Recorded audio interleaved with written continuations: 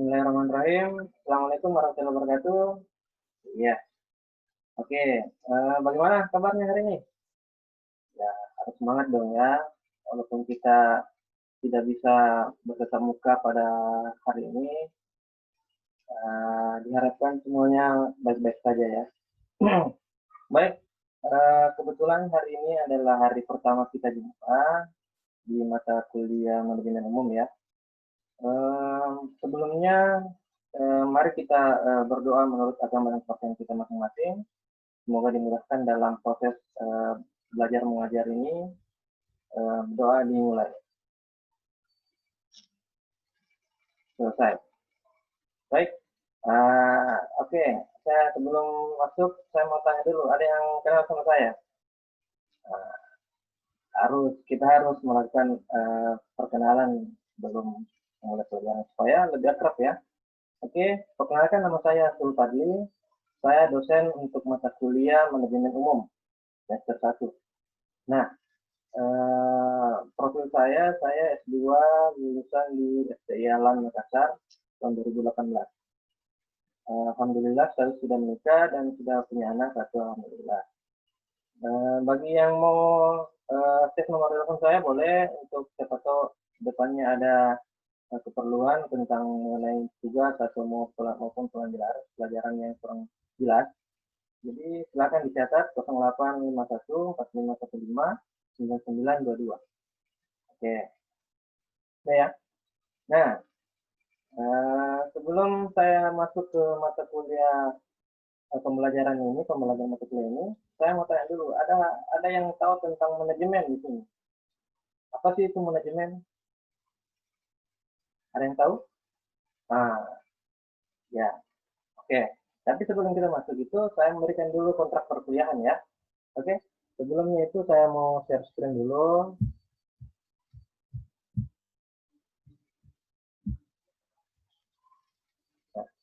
Oke, sudah kelihatan di layar? Baik. Oke. Nah, ini kita masuk pada pertemuan pertama hari ini. Sebelum masuk lebih jauh tentang manajemen, apa sih itu manajemen? Saya mau memberikan dulu kontrak perkuliahan. Kontrak perkuliahan kita untuk manajemen umum ini, syarat kelulusannya itu ada 4 poin. Ya. Yang pertama itu adalah kehadiran. Kehadiran saya berikan penilaian 50%, kemudian tugas 20%, kemudian ujian tengah semester 15%, ujian akhir semester 15%. Nah, ini biasanya ya kalau tetap muka itu, tapi kalau sekarang kan di masa pandemi COVID ini kita susah untuk bertetap muka ya. Jadi diberikanlah kebijakan mengenai permasalahannya sekarang itu adalah kuota internet. Jadi pihak kampus itu memberikan fasilitas untuk akses gratis internet. Datang saja ke kampus. Bagi yang kekurangan modal untuk membeli kuota, silakan ke kampus untuk mengakses internet gratis dari kampus ya. Kemudian di kampus juga itu ada sarana seperti komputer, laptop yang bisa dipakai untuk online ya. Jadi tidak ada alasan kecuali Anda sakit atau tidak bisa ke kampus untuk melaksanakan perkuliahan. Nah, kemudian syaratnya lagi itu adik-adik mahasiswa sekalian harus berpakaian yang rapi, seperti menggunakan alma mater, kemudian potongan rambut juga harus rapi, dan yang paling penting 5 menit sebelum perkuliahan harus ada di dalam room ya. Oke, baik. Selanjutnya untuk pertemuan pertama ini saya akan menjelaskan beberapa mengenai definisi manajemen dan apa itu manajemen, kemudian manajemen dan manajer. Ya. Di pertemuan pertama juga saya akan membagikan beberapa kelompok untuk kita berdiskusi. Jadi sekian ada beberapa orang sih, saya absen dulu ya. Untuk pembagian kelompoknya saya absen dulu. Nasrullah, Safitri, Arif, Dani, Erwan, Nelly, Sudah semua ya? Ada yang tidak saya sebutkan namanya? Atau ada yang sakit? Ada yang sakit ya? Oh ya. Jadi kalau saya juga itu kalau misalnya ada yang sakit bisa memberikan surat izin atau surat keterangan dokter di WA saja saya di nomor yang tadi ya. Oke. Nah, dari sekian ada 40 orang ini kita akan membagikan beberapa kelompok. Jadi saya bagi atas 4 kelompok, di mana satu kelompok itu terdiri atas 10 orang. Nanti tiap pertemuan, jadi pertemuan pertama saya dulu membawakan materi, nanti pertemuan kedua, ketiga, keempat, kelima, itu masing-masing kelompok memberikan presentasinya. Dimulai dari kelompok pertama di hari pertama, kelompok kedua, ketiga, keempat, dan seterusnya. Jadi di dalam kelompok itu ada 10 orang, 5 orangnya itu bertugas untuk mempresentasikan materinya, 5 orangnya lagi itu bertugas untuk menjawab pertanyaan dari peserta diskusi ya. Oke. Nanti juga saya sudah tentukan beberapa tema untuk masing-masing kelompok ya. Oke. Kemudian, nah ini. Jadi kelompok satu tadi yang sudah saya bagikan itu, silakan catat ya temanya ya. Ini tentang temanya tentang evolusi teori manajemen. Jadi subtemanya itu membahas tentang mengapa studi teori manajemen diperlukan, tentang teori manajemen klasik, kemudian aliran perilaku organisasi, aliran kuantitatif, serta evolusi teori manajemen itu sendiri ya. Ini untuk kelompok satu. Oke, selanjutnya kelompok dua. Kelompok dua itu temanya tentang manajemen dan lingkungan. Dalamnya itu subtemanya yang akan didiskusikan itu karena adalah lingkungan luar dan arti pentingnya, unsur-unsur lingkungan kekuatan langsung, unsur-unsur lingkungan kekuatan tidak langsung, dan juga dimensi internasional. Oke, catat ya. Kemudian di kelompok 3. Kelompok 3 catat juga ini temanya tentang proses perencanaan. Jadi dalamnya itu kita akan membahas tentang pengertian perencanaan, alasan perlunya perencanaan, hubungan perencanaan dengan fungsi manajemen yang lainnya, serta tipe perencanaan dan rencana. Ya. Oke. Kemudian kelompok terakhir, kelompok 4, itu temanya tentang penetapan tujuan organisasi. Jadi yang dibahas adalah visi, misi, dan tujuan organisasi, berbagai fungsi tujuan organisasi, tipe-tipe tujuan organisasi, serta proses penetapan tujuan. Nah, sampai sini ada mau tanyakan tentang tugasnya ini? Nah, oke. Jadi tiap kelompok nanti itu akan mempresentasikan. Jadi kalau hari ini pertemuan pertama itu saya yang membawakan materi dulu. Nanti pertemuan kedua dimulai dengan kelompok 1 ya. Kemudian pertemuan ketiga kelompok 2, pertemuan keempat kelompok 3, nanti pertemuan kelima kelompok 4. Ya, oke. Nah, ya, jadi setelah dibuatkan makalah ya. Jadi tugasnya nanti dibuatkan makalah tiap kelompok di dasar 10 anggota, 10 orang dalam satu kelompok, dibuatkan makalah. Nah, makalahnya itu nanti yang saya akan menjadikan tugas untuk ujian tengah semester. Nah, ya kan? Mengerti sampai sini? Oke, ada yang bertanyakan? Ya, ulah, Nasrullah ya. Oh iya. Nah, ya, jadi formatnya itu kalau di makalah nanti itu seperti makalah biasa, kita membuat nama kelompok, judulnya apa, kemudian berapa orang dalam kelompok, langsung saja isi dari ini tentang subtemanya, tentang temanya apa, subtemanya 1, 2, 3, 4, selesai. Ya, jangan lupa daftar referensinya di belakang daftar pustakanya harus memakai aplikasi seperti Zotero atau Mendeley. Itu sudah diajarkan di pertemuan di mata kuliah yang lain ya. Oke. Baik. Sampai sini tanyakan lagi? Baik, kalau tidak ada kita masuk ke materi ya selanjutnya. Untuk materi pertama tentang manajemen. Kenapa sih? Apa sih manajemen itu? Kenapa manajemen itu diperlukan? Ya? Jadi ada 4 hal yang paling mendasar yang menyebabkan bahwa kenapa manajemen itu diperlukan. Yang pertama untuk mencapai tujuan organisasi. Ini dalam berorganisasi atau dalam perusahaan. Kemudian yang kedua untuk mencapai tujuan individu. Jadi selain tujuan organisasi tercapai, ada juga yang namanya tujuan individu. Yang ketiga itu supaya tujuannya ini efisien dan efektif. Serta yang terakhir, yang paling mendasar adalah keseimbangan antara tujuan, sasaran, dan kegiatan. Nah, orang masih berpikir, apa sih manajemen, kenapa sih diperlukan? Nah, menurut menurut Bapak ahli, saya akan mengungkapkan dua ahli tentang manajemen ini. Yang pertama, menurut Henry Fayol, dia menyebutkan bahwa manajemen itu mengandung gagasan 5 fungsi. Yang pertama adalah merancang, mengorganisasi, memerintah, mengkoordinasi, dan mengendalikan. Kemudian Ricky Griffin mengatakan bahwa manajemen itu adalah sebuah proses perencanaan, pengorganisasian, pengkoordinasian, dan pengontrolan sumber daya untuk mencapai sasaran secara efektif dan efisien. Dalam hal ini, efektif berarti tujuan itu dapat dicapai sesuai dengan perencanaan. Sementara efisien ini berarti tugas yang ada dilaksanakan secara benar, terorganisir, dan sesuai dengan jadwal. Dari pernyataan dua ahli ini, kita bisa melihat bahwa ternyata manajemen itu diawali dengan proses merancang atau merencanakan. Jadi, segala hal yang berhubungan tentang manajemen ada yang diawali dengan perencanaan dan diakhiri dengan pengendalian atau pengontrolan, atau yang biasa disebut dengan evaluasi. Nah, manajemen. Apakah manajemen ini hanya berlaku di perusahaan?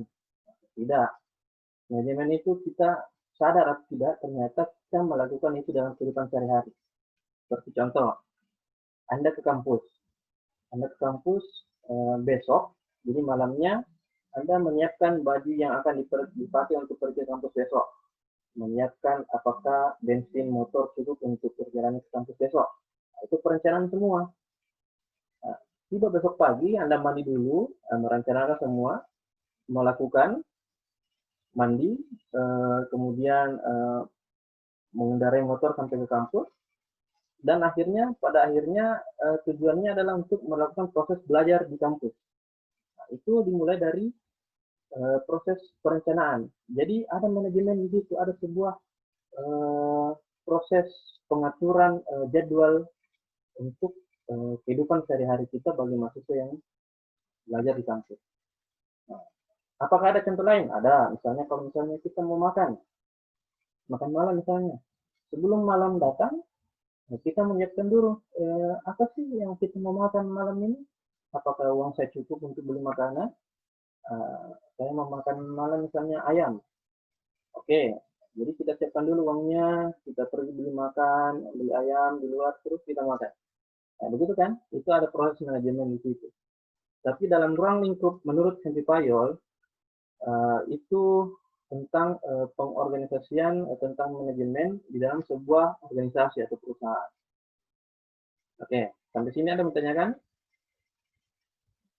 Ya, betul ya. Jadi proses manajemen itu ada dalam kehidupan sehari-hari.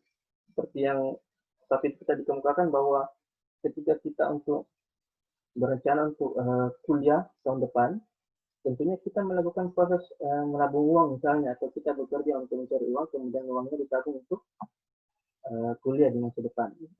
Ya, mengerti kan sampai sini? Baik. Oke, selanjutnya. Ya, Anda usah tegang, santai saja. Nah, di dalam manajemen itu yang bertanggung jawab adalah seorang manajer. Nah, manajer ini ada tingkatannya. Dia seperti sebuah kerucut piramida. Jadi di bawahnya itu ada yang namanya lower manager. Dia baris pertama dari beberapa tingkatan manajer. Nah, definisi manajer itu, lower manager ini ya, who are responsible for the work of operating employees only and do not supervise other managers. They are the first level manager in the organization hierarchy.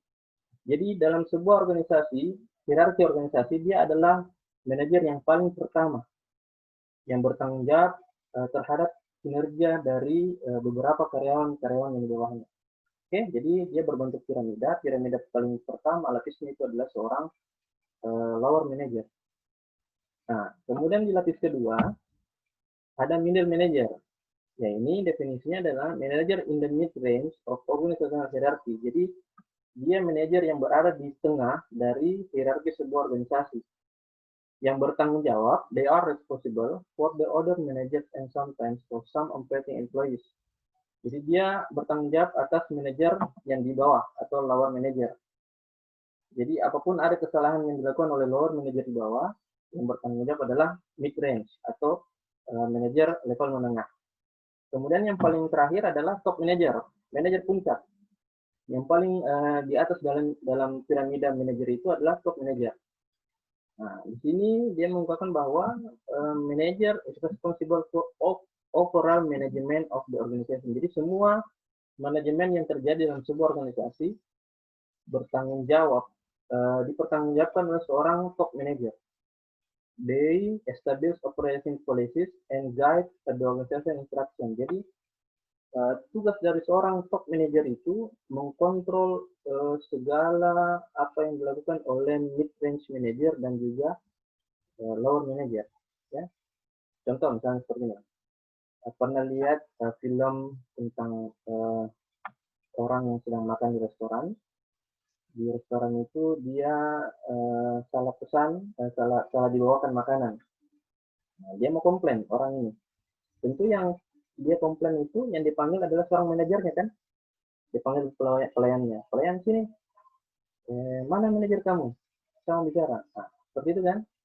Jadi di bawah lower manager itu ada karyawan. Karyawan ini ketika melakukan kesalahan yang bertanggung jawab adalah lower manager.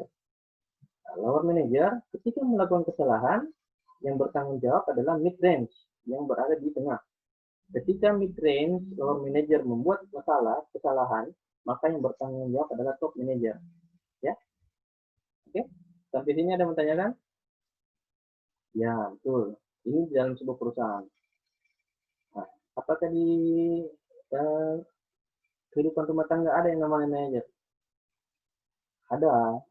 Jadi yang manajer yang pertama itu lower manager itu adalah anak. Kemudian mid range manager itu adalah istri. Top manager itu adalah seorang suami. Jadi itu yang semua piramida tentang manajer ini. Ya. Oke. Kemudian selanjutnya jenis-jenis manajer berdasarkan ruang lingkupnya.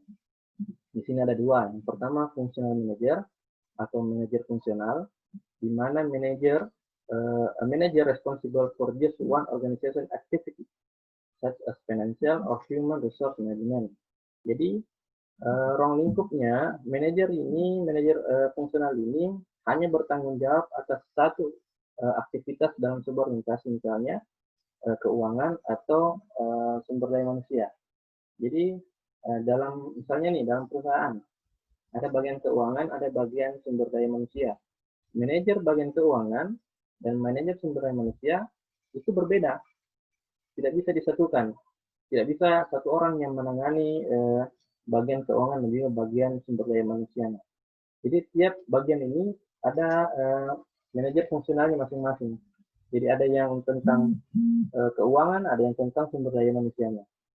Oke, kemudian general manager. Jenis yang kedua ada general manager atau manajer umum. Ini adalah is the individual responsible for all functional activity. Jadi dia bertanggung jawab atas segala aktivitas fungsional atau bertanggung jawab atas segala hal-hal yang dilakukan oleh manajer fungsional tadi. Nah, ya. Jadi kalau tadi fungsional manager itu bertanggung jawab atas satu kegiatan dalam organisasi, maka general umum ini, manajer umum ini, dia bertanggung jawab atas segala aktivitas yang dilakukan oleh manajer fungsional tadi, seperti produksi, penjualan, pasar, keuangan, dan lain sebagainya. Oke. Nah, kemudian materi selanjutnya, apa sih fungsi manajer? Nah, di sini saya paparkan ada 5 fungsi manajer. Yang pertama adalah planning. Planning itu merencanakan. Dia merencanakan sesuatu, diantaranya pemilihan atau penetapan tujuan-tujuan organisasi yang di situ di proses planning itu. Kemudian yang kedua, penentuan strategi, kebijakan, proyek, dan juga program. Kemudian fungsi yang kedua itu organizing atau pengorganisasian. Di situ peranannya itu dia menentukan sumber daya dan kegiatan yang dibutuhkan untuk mencapai tujuan organisasi. Nah, yang kedua itu di situ dia pemberian atau penentuan tugas-tugas dan tanggung jawab tertentu untuk beberapa karyawan di bawahnya. Kemudian juga di atasnya. Di proses selanjutnya ada personalia atau staffing. Nah, di sini proses perekrutan, pelatihan, dan juga pengembangan karyawan. Kemudian di leading ini, di sini dilihat gaya kepemimpinan sebuah pemimpin dalam sebuah perusahaan. Jadi di sini di leading itu diarahkan. Yang mengarahkan siapa? Ya manajer tadi. Manajer tadi mengarahkan karyawannya untuk melakukan sesuatu untuk mencapai tujuan organisasi. Kemudian yang terakhir adalah controlling. Controlling itu penetapannya itu dengan cara menerapkan peralatan untuk menjamin bahwa rencana yang disusun di planning itu bisa tercapai seefektif dan seefisien sesuai dengan tujuan organisasi. Ya, oke, baik. Sampai di sini ada yang bertanyakan? Baik, ya, ya, ya betul. Ya, jadi manajemen itu dimulai dari proses perencanaan dan diakhiri dengan proses pengawasan. Jadi itu saja. Jadi perencanaan, pengawasan. Seperti kalau misalnya kita input, proses, output. Nah, inputnya ini adalah perencanaan, prosesnya ini adalah pengorganisasian, terus perekrutan karyawan, kemudian pengarahan. Outputnya kita mengontrol tujuan dari rencana untuk mencapai tujuan sesungguhnya dari sebuah perusahaan atau organisasi. Ya, oke. Ternyata sampai di sini dulu ya bagi teman-teman sekalian yang belum sepenuhnya paham karena ini kita tatap maya bukan tatap muka, jadi saya memang sengaja untuk merekam aktivitas ini dan nanti saya akan bagikan di Google Classroom-nya. Jadi di situ juga teman-teman sekalian, adik-adik mahasiswa sekalian, saya akan memberikan tugas setelah ini, nanti tugasnya diupload di Google Classroom-nya. Oke, tugasnya adalah kemukakan 10 definisi manajemen menurut para ahli dan berikan 5 contohnya. Terserah kita mau ambil referensi dari mana, internet, buku, dan sebagainya, terserah. Ini kan bebas. Karena kita sedang melakukan proses tatap maya, jadi saya harapkan teman-teman sekalian, mahasiswa sekalian untuk melakukan hal yang lebih fokus lagi, karena sebenarnya jujur saya susah untuk mengontrol kalian, jadi saya berikan waktu untuk penyelesaian tugas ini 3 hari, dimulai dari besok ya. Jadi besoknya lagi ini terakhir penentuan tugasnya. Hari ini hari Senin, Selasa, Rabu, hari Kamis terakhir, dan semuanya harus diupload di Google Classroom-nya. Nanti saya bagikan kodenya dilihat lewat WA untuk grup ini.